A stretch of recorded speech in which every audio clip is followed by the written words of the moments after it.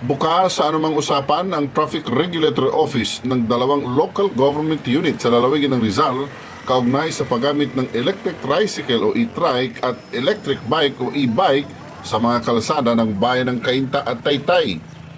Ayon kay Eduardo Pio, Deputy Chief of Operation ng Smile Traffic Action Group o STAG ng bayan ng Taytay, hindi na maikakaila na dumadami na ang gumagamit ng e-bike at e-trike hindi lamang sa Metro Manila kundi gayon din sa mga nabanggit na bayan.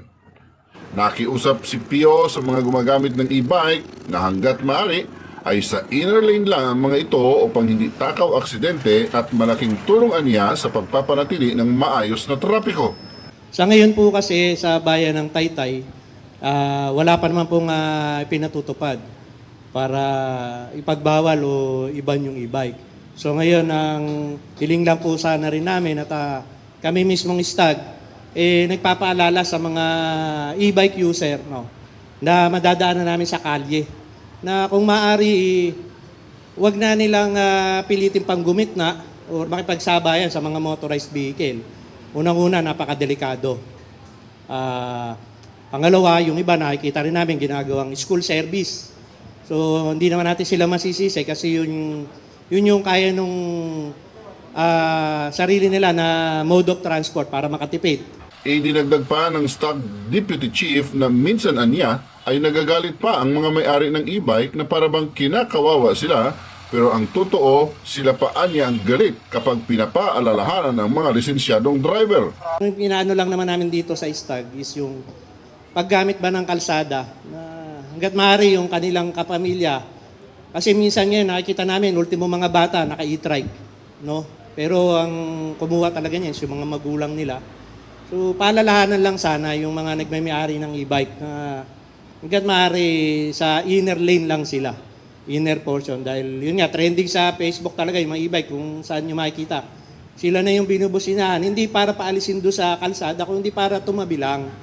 Ngayon, nakikita natin doon sa mga nagte-trending na post is para sila pa yung galit, feeling nila naapi pa sila. Hindi po ganon. Iniiwas lang po din natin sila doon sa posibleng mangyari sa kanila sa kalsada na kung saan nakakasabay nila yung mga jeep, tricycle, truck, iba-iba pang sasakyan. Nakakasabay din, sakay nila talaga yung minsan buong pamilya talaga o mga estudyante. Ano po?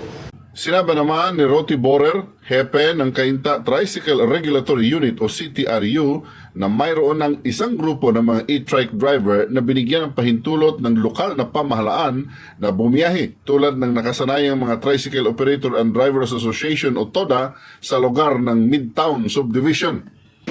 Sa aming pong lugar, out of 45 TODA sa Cainta, mayroong isang naprubahan nung dating pumahawak ng opisina ng CTRU.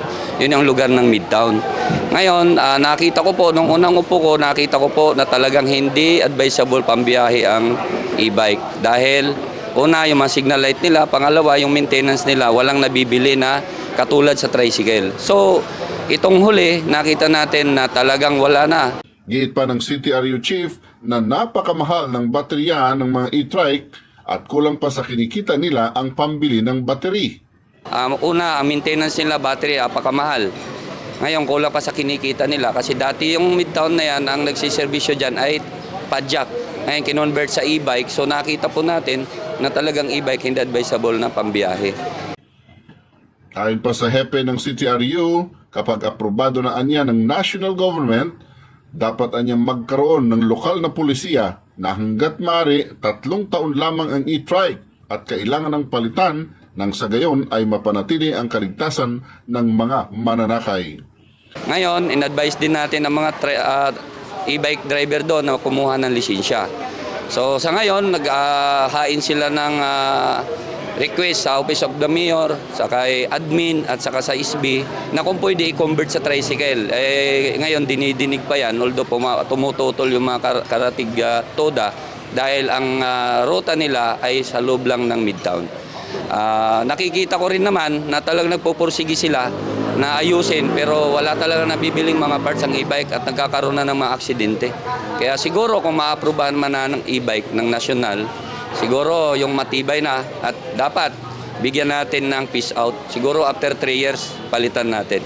Noong nakaraang taon, 8 vehicular accident na kinasasangkutan ng e-bike at e-trike ang naitala ng STAG, kung saan malubha ang isang insidente dahil kinailangang dalhin sa orthopedic hospital ang biktima at ang 7 iba pa ay damage to property lamang.